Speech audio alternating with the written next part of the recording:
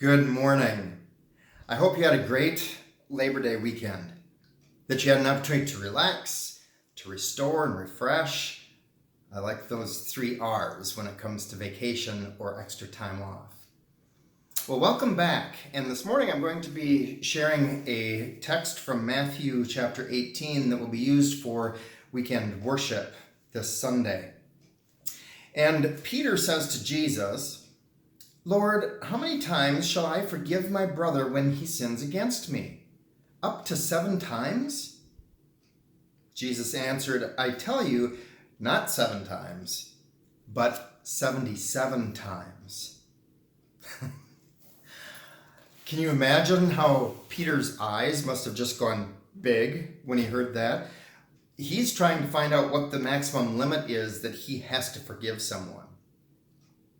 Up to 7 times to the same person who has sinned against me? And that isn't a treatment of grace or love or respect for the other person. That is an obligation. How many times do I have to? Up to 7 times? And Jesus puts out a number there that is so high that you're not going to probably be able to keep track on a checklist. Oh man, it's hard to forgive some people, isn't it? When someone has wronged you, or wronged someone that you know, that can rub our minds, our hearts, and our spirits the wrong way for a long time.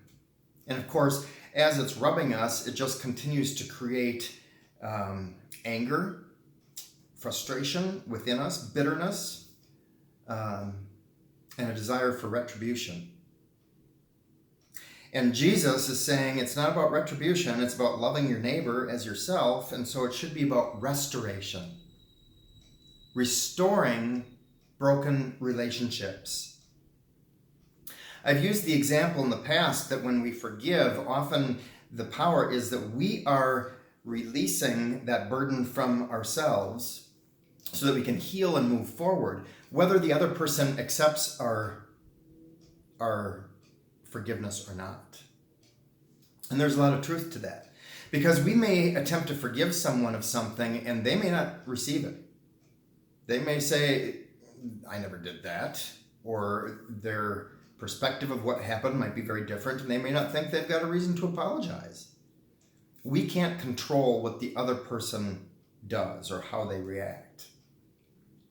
Yet, in our individualized society, we might want to make it all about us. Well, at least we got rid of our burden so we can move forward healthy. But to love the neighbor as the self, one of the most important commandments from Jesus, second only to loving God with all of our heart, mind, and our spirit, puts our ego in check. It's not just about us. This whole forgiveness thing is not just an individualized thing. It is meant to restore broken relationships.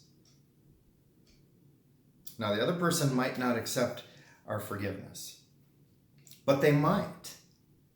They may need to hear it as much as we might need to say it in order for them to move forward in their own healing. And it might not happen right away, but it may happen in time.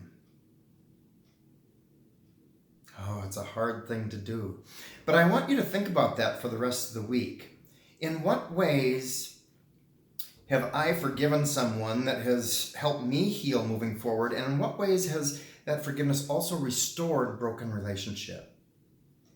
And where might there be a place in my life where I still need to forgive someone who has wronged me so that I can move forward in a healthy way?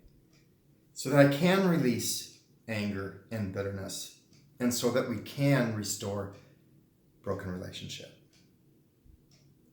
I invite you to join in with our worship this weekend. We are going to be meeting in person for the first time this Sunday at Ascension in 6 months, and with heavy restrictions, but I'm looking forward to it. And the message this weekend will be a countercultural faith.